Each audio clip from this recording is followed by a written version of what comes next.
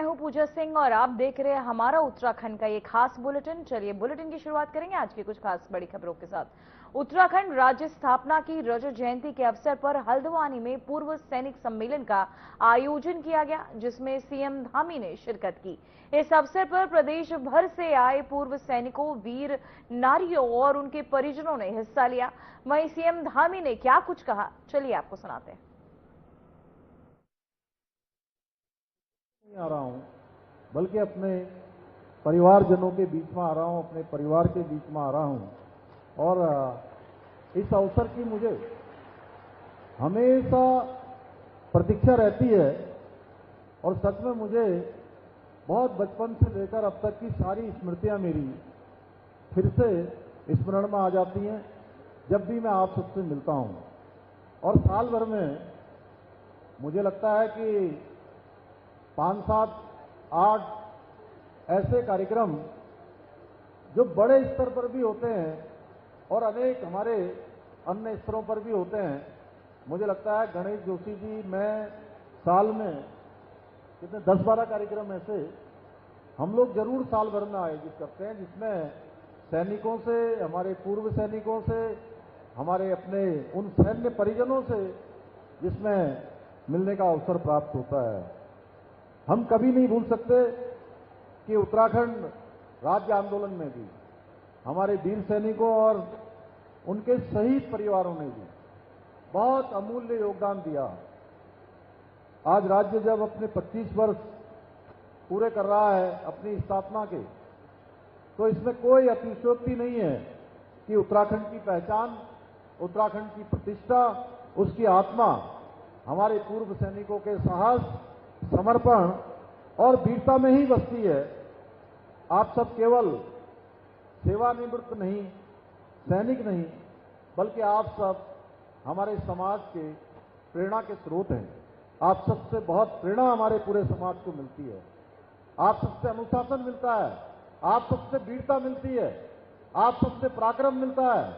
आप सबसे चाहे जितनी भी कठिन परिस्थितियां हो, उन कठिन परिस्थितियों में भी उसको चुनौती के रूप में स्वीकार करके आगे बढ़ने का हौसला किसी से मिलता है तो हमारे सब सैनिकों से मिलता है।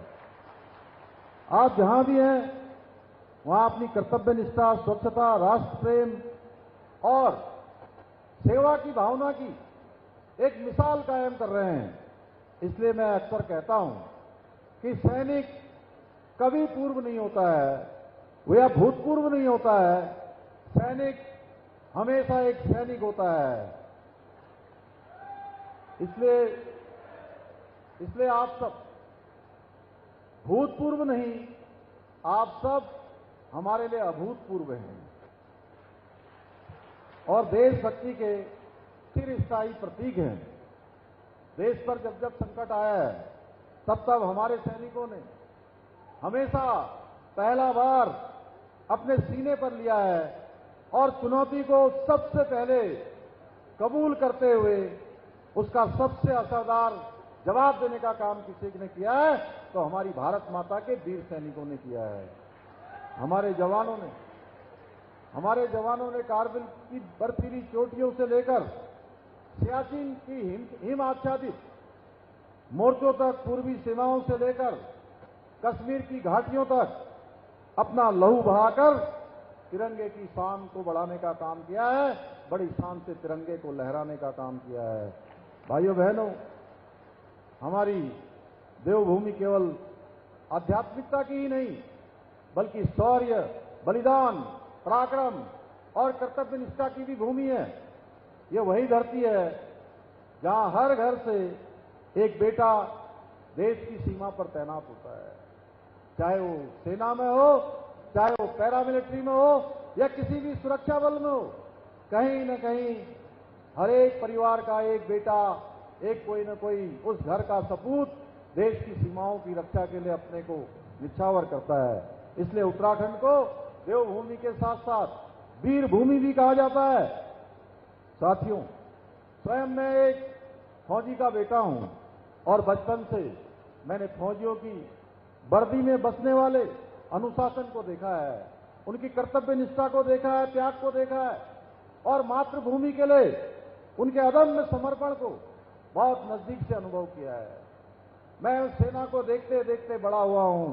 मैंने देखा है कि एक शहीद की मां अपने वीर बेटे के बलिदान पर आंखों में दर्द के साथ गर्व का भी अनुभव रखती है। एक पिता जो अपने बलिदानी बेटे को अक्षपूर्ण नेत्रों से अंतिम सलामी देते समय अपना सीना चौड़ा करके खड़ा रहता है और उसके नन्हे बच्चे अपने शहीद पिता की तस्वीर को देखकर सैल्यूट करते हैं। भाइयों बहनों, ये भारत देश है, ये सेना का देश है, ये हमारा देशभक्तों का देश है। इसलिए मैंने मुख्य सेवक के रूप में काम करने के बाद ये संकल्प लिया कि पहले इनसे मेरा संकल्प था कि हमारा ये भाव केवल हमारे मन में नहीं बल्कि ये भाव हमारे कामों में भी दिखना चाहिए, सरकार के हर निर्णय में दिखना चाहिए, झलकना चाहिए। साथियों, मैं आप सबके समक्ष स्पष्ट रूप से कहना चाहता हूं कि एक सैनिक की शहादत का कोई मोल नहीं हो सकता है, उसकी कोई कीमत नहीं हो सकती है, क्योंकि वो अपनी जान देकर देश की रक्षा करता है, देश की सुरक्षा करता है, हम सबकी रक्षा के लिए अपने प्राणों का सर्वोच्च बलिदान करता है। परंतु एक बात हम सभी को सदैव याद रखनी चाहिए कि वो शहीद तो अमर हो जाते हैं, पर उनका परिवार कभी अकेला न रह जाए, कभी उनको कोई परेशानी न हो। इसलिए उनके हर सुख दुख की जिम्मेदारी भी समाज को लेनी चाहिए, सरकार को लेनी चाहिए। हम सबको मिलकर उस जिम्मेदारी का निर्वहन करना चाहिए। इसी भावना से प्रेरित होकर हमने निर्णय लिया कि शहीदों के परिजनों को दी जाने वाली अनुग्रह राशि को 10 लाख रुपए से बढ़ाकर 50 लाख रुपए किया जाए। हमने सुनिश्चित किया कि भूतपूर्व सैनिक की मृत्यु के समय उनका सम्मानजनक अंतिम संस्कार हो, उसके लिए 10,000 रुपए की सहायता राशि का भी प्रावधान किया जाए। साथ ही हमने वीरता पुरस्कारों से सम्मानित सैनिकों को दी जाने वाली एक मुश्त और वार्षिकी अनुदान राशि में भी ऐतिहासिक वृद्धि की है। हमने युद्ध विधवा एवं युद्ध अपंग सैनिकों को 2 लाख रुपए की आवासीय सहायता प्रदान करने का भी निर्णय लिया है। इसी के साथ अब उत्तराखंड देश के उन चुनिंदा राज्यों में से है जहां सेवारत एवं पूर्व सैनिकों को 25 लाख रुपए मूल्य की संपत्ति की खरीद पर स्टाम्प ड्यूटी में 25% की छूट दी जाती है। हमने ये भी व्यवस्था की है कि शहीदों के परिवार को एक सदस्य को सरकारी सेवा में समायोजित किया जाए। हमने नौकरी हेतु जो आवेदन करने का समय सीमा थी, वो समय सीमा पहले केवल 2 वर्ष की हुआ करती थी। भाइयों बहनों, मुझे आप सबके बीच में कहते हुए संतोष हो रहा है, क्योंकि इस अल्पावधि में बहुत सारे हमारे सैन्य परिवारों के लोग, उनके आश्रित अपना आवेदन नहीं कर पाते थे और कई बार उनको आवेदन न करने के कारण से यह अवसर उनका चला जाता था। इसलिए हमने इस समय सीमा को 2 वर्ष से बढ़ाकर 5 वर्ष करने का भी निर्णय लिया है। ये सभी निर्णय केवल सरकारी घोषणाएं नहीं है, बल्कि हमारे वीर सैनिकों के प्रति हमारी कृतज्ञता और सम्मान का मूर्त रूप है।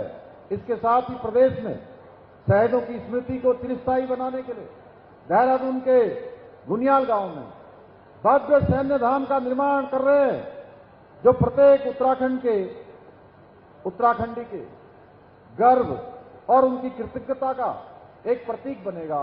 एक ऐसा स्मरण हमारे आने वाली पीढ़ियों के लिए भी होगा कि जिन्होंने देशभक्ति के लिए, राष्ट्र की सीमाओं की रक्षा के लिए, देश की सुरक्षा के लिए अपना सर्वोच्च बलिदान दिया है। उनकी स्मृति हमेशा हमारे दिलों में रहेगी। हमारे कर्णधार हमेशा उसका स्मरण करके जीवन में राष्ट्रभक्ति से प्रेरित होकर आगे बढ़ने का काम करेंगे। साथियों, आज गर्व होता है जब हम देखते हैं कि आदरणीय प्रधानमंत्री श्री नरेंद्र मोदी जी के कुशल नेतृत्व में हमारी सेना आज अत्याधुनिक संसाधनों से सुसज्जित हो रही है, बल्कि हमारा देश रक्षा के क्षेत्र में आज आत्मनिर्भरता की मिसाल बन रहा है। कभी कभी हम छोटे छोटे उपकरणों के लिए दुनिया के दूसरे देशों पर निर्भर रहते थे, जबकि आज भारत रक्षा सामग्री का निर्यात करने वाला शीर्ष देशों की सूची में भारत का नाम भी शामिल हो गया है। ऑपरेशन सिंदूर ने पूरी दुनिया को दिखा दिया है कि भारत अब किसी का मोहताज नहीं है, क्योंकि हमारे स्वदेशी हथियार, हमारे सैनिकों की वीरता ही हमारी असली ताकत है। हमारी ब्रह्मोस मिसाइलों, हमारी आकाश मिसाइलों, इन मिसाइलों ने जिस प्रकार से ऑपरेशन सिंदूर के समय पूरे पाकिस्तान के अंदर आतंकी अड्डों को और पाकिस्तान के अंदर तबाही करी, वो हमारे जो स्वदेशी हथियार हैं उनकी शक्ति से उसने पूरे विश्व को परिचित करवा दिया, पूरी दुनिया को दिखा दिया कि भारत में बनने वाले हथियार और भारत की सेना वीरता, शौर्य और पराक्रम में दुनिया से किसी भी देश से पीछे नहीं है, बल्कि दुनिया के नंबर 1 देशों में हमारी गिनती होती है। लेकिन साथियों, जब हमारी सेना अपनी शौर्य गाथाओं से देश का गौरव बढ़ा रही है, तब कुछ लोग ऐसे बयान दे रहे हैं जो हमारे जवानों के मनोबल को ठेस पहुंचाते हैं, हमारी संवैधानिक संस्थाओं के मनोबल को गिराने का काम करते हैं। कल ही एक पार्टी के शहजादे के द्वारा, एक पार्टी के युवराज के द्वारा सेना पर दिया गया कलुषित और दुर्भाग्यपूर्ण बयान न केवल देश के वीर जवानों का अपमान है, बल्कि राष्ट्र की अस्मिता पर भी गहरा आघात है। देश के अंदर ये लोग आज भी अस्थिरता फैलाना चाहते हैं। भाइयों बहनों, ऐसे शब्दों से उन्होंने स्वयं ये सिद्ध कर दिया है कि वे भारत तेरे टुकड़े टुकड़े होंगे इंशाअल्लाह इंशाअल्लाह गैंग के मुखिया हैं, ऐसे लोगों के संरक्षक हैं, ऐसे लोगों के संवर्धित करने वाले हैं, ऐसे लोगों को पोषित करने वाले हैं। तो वहीं देहरादून से खबर सामने आ रही, जहां संतों से मिले सीएम धामी को संत समाज का मिला आशीर्वाद। संतों ने सीएम को देवभूमि का आरक्षक बनाया। आपको बताते चले, संतों से धर्म संरक्षण कार्यों की सराहना की। वहीं संतों ने रजत जयंती वर्ष की भी शुभकामनाएं दी। तो वहीं आपको बताते चले, उत्तराखंड राज्य स्थापना की रजत जयंती वर्ष के अवसर पर मुख्यमंत्री पुष्कर सिंह धामी को संत समाज का आशीर्वाद मिला। इस दौरान प्रदेश के कई प्रमुख संत और आचार्य उपस्थित रहे। कार्यक्रम में आचार्य महामंडलेश्वर कैलाशानंद गिरी महाराज और जूना पीठाधीश्वर आचार्य महामंडलेश्वर अवधेशानंद गिरी समेत अनेक संतों ने मुख्यमंत्री धामी को देवभूमि का संरक्षक बताया और उनके नेतृत्व में हो रहे धर्म, संस्कृति और विकास कार्यों की सराहना भी की। संत समाज ने मुख्यमंत्री को रजत जयंती वर्ष की शुभकामनाएं देते हुए कहा कि धामी ने राज्य की संस्कृति, परंपरा और आस्था की रक्षा के लिए कई ऐतिहासिक निर्णय लिए हैं। तो वे आपको बताते चले, रजत जयंती पर संतों का सीएम पुष्कर सिंह धामी को मिला आशीर्वाद, जहां सीएम को धर्म रक्षक का सम्मान दिया गया। तो वहीं मुख्यमंत्री पुष्कर सिंह धामी ने भारतीय महिला क्रिकेट टीम की स्टार ऑलराउंडर स्नेह राणा से फोन पर बात की। साथ ही उन्हें उत्कृष्ट प्रदर्शन के लिए बधाई दी और उनके उज्जवल भविष्य की शुभकामनाएं भी दी। वहीं मुख्यमंत्री ने स्नेह राणा की उपलब्धि की सराहना करते हुए उन्हें 50 लाख का सम्मान राशि देने की घोषणा भी की। उन्होंने कहा कि स्नेह राणा ने अपने कठिन परिश्रम, समर्पण और संघर्ष के बल पर ये मुकाम हासिल किया है, जिससे प्रदेश के अन्य युवा खिलाड़ियों को प्रेरणा मिल रही है।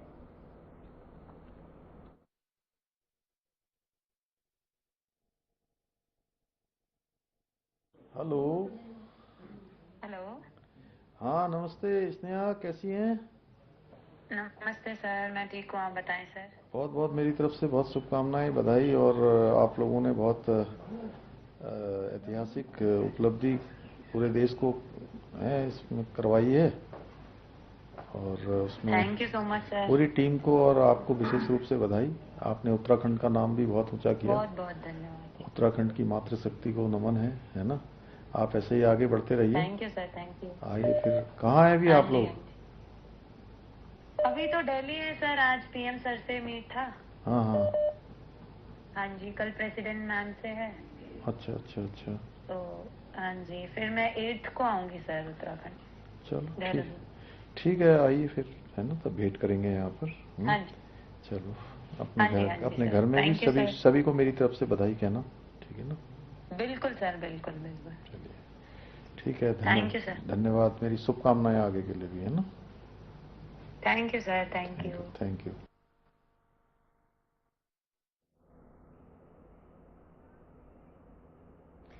तो वहीं खबर देहरादून से, जहां राज्य सरकार की ओर से आयोजित कार्यक्रम में सीएम ने प्रवासी उत्तराखंडी भाई बहनों का स्वागत किया। इस अवसर पर मुख्यमंत्री ने प्रवासियों के साथ आत्म संवाद करते हुए उनकी उपलब्धियों को सुना। वहीं मुख्यमंत्री ने कहा कि प्रवासी उत्तराखंडियों के परिश्रम, प्रतिभा और लगन से देश विदेश में राज्य का नाम रोशन हो रहा है।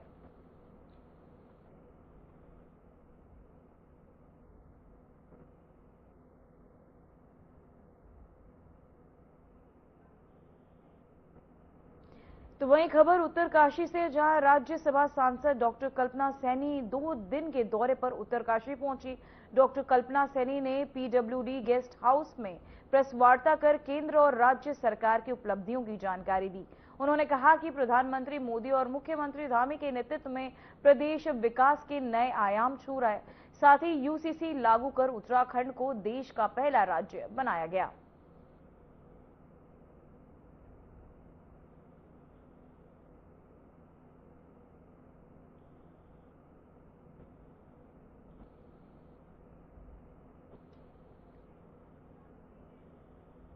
तो वही खबर सामने आ रही है, जहां बद्रीनाथ धाम में बर्फबारी के बाद बड़ी ठंड। बद्रीनाथ धाम में श्रद्धालुओं को उमड़ा सैलाब। भगवान बद्री के दर्शन करने पहुंच रहे भक्त। वहीं 25 नवंबर को बंद होंगे बद्रीनाथ धाम के कपाट। तो वहीं आपको बताते चले, उत्तराखंड के बद्रीनाथ धाम में मौसम ने करवट ली है, जहां धाम और आसपास के क्षेत्रों में हल्की से मध्य बर्फबारी के बाद ठंड काफी इजाफा भी देखने को मिला है। वहीं शीतल हवाओं के बीच श्रद्धालुओं का उत्साह चरम पर, जहां भगवान बद्री विशाल के दर्शन के लिए बड़ी संख्या में भक्त मंदिर पहुंच रहे हैं। वहीं बर्फ से ढकी पहाड़ियों और धाम परिसर का मनमोहक दृश्य श्रद्धालुओं के आकर्षण का केंद्र बना हुआ है। वहीं प्रशासन के मुताबिक 25 नवंबर को बद्रीनाथ धाम के कपाट शीतकाल के लिए बंद कर दिए जाएंगे। इसके बावजूद दर्शन के अंतिम दिनों में तीर्थ यात्रियों का आस्था का सैलाब लगातार उमड़ रहा है। तो वहीं आपको बताते चले, 25 नवंबर को बंद होंगे बद्रीनाथ धाम के कपाट बंद होंगे। और साथ ही आपको बताते चले, बर्फ की चादर में ढका नजर आ रहा है, जहां ठंड भी बढ़ती हुई लेकिन फिर भी आस्था बढ़ी हुई है। वहीं आपको बताते चले, 25 नवंबर को बंद होंगे कपाट, जहां श्रद्धालुओं की भीड़ देखने को मिल रही है। बर्फ की चादर में लिपटा बद्रीनाथ धाम। वहीं 25 नवंबर को बंद होंगे कपाट, जिसे लेकर खासा आपको बताते चले भीड़ भी श्रद्धालुओं की देखने को मिल रही है।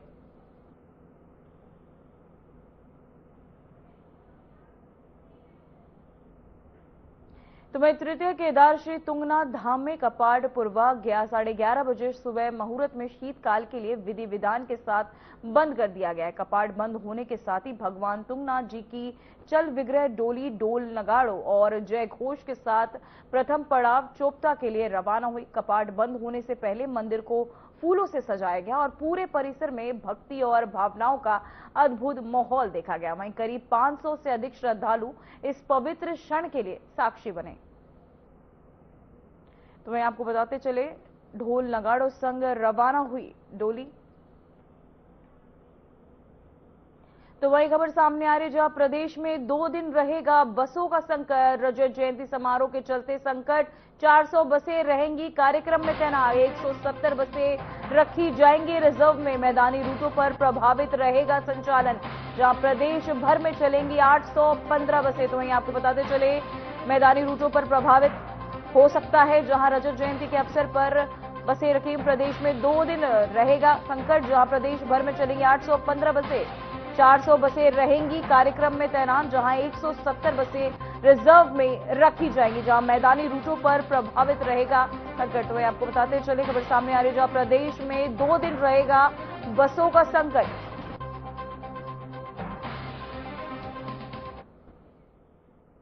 तो वही खबर हरिद्वार से, जहां उप जिला मेला चिकित्सालय में धमकी भरा फोन आया। बता दें कि ये फोन दिल्ली होम मिनिस्ट्री के नाम पर आया, जिसके कारण हड़कंप मच गया। कॉल करने वाले ने खुद को मंत्रालय का अधिकारी बताकर उन्हें जेल भेजने की धमकी दी। वहीं डॉक्टर गुप्ता ने बताया कि इससे पहले भी 2 बार ऐसे कॉल आ चुके हैं। लगातार धमकियों से परेशान होकर उन्होंने नगर कोतवाली में तहरीर दी। पुलिस ने एफआईआर दर्ज कर जांच शुरू कर दी है।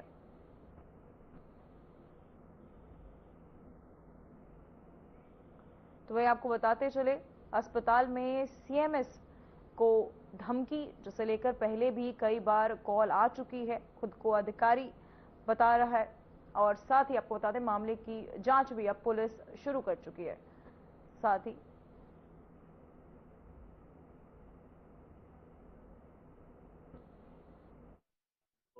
ब्रीफ किया गया है और तत्काल इस पूरे प्रकरण में अभियोग भी पंजीकृत किए गए हैं। जो भी लोग इसमें इस प्रकरण में जुड़े हैं या इस प्रकार की जो धमकी जिनके द्वारा दी गई है उनके खिलाफ सख्त वैधानिक कार्रवाई की जाएगी। मैं इंश्योर करूंगा कि इस प्रकार का कोई भी मैसेज नहीं जाना चाहिए कि क्योंकि चिकित्सा अधिकारी को इस प्रकार से अगर कोई गाली गलौज या धमकी जैसी कोई बात आती है निश्चित तौर पर उसका आवश्यक वैधानिक कार्रवाई करें। ये मामला तो लगभग महीने 1.5 महीने से चल रहा था। पूर्व में मेरे पास कॉल आया था कि हम दिल्ली वहाँ से बोल रहे हैं और आपकी ऐसे ऐसे कोई फाइल है और जो पीएमओ को जानी है उसके कारण आपकी समस्या खड़ी हो जाएगी, तो उसके लिए आप दिल्ली मिल लो हमसे। मैंने ऐसे अज्ञान कॉल समझ के मैंने काट दिया, ब्लॉक मार दिया नंबर। फिर दोबारा भी आया कि गुप्ता जी आपने जवाब नहीं दिया है। मैंने उसके बाद भी मैंने कहा मैं बिजी हूँ, नेटवर्क इशू करके मैंने काट दिया और उसको नंबर को ब्लॉक कर दिया। कल फिर मेरा पास आया, गुप्ता जी आप सीएमएस है मेरा सवाल। मैंने कहा ना मेरा ट्रांसफर हो गया है, मैं अब यहाँ नहीं हूँ। मैंने झूठ बोला। कह रहा हमको झूठ बोल रहे हो, आप जेल जाना है क्या? मैंने उसका फोन कॉल काट के ब्लॉक कर दिया।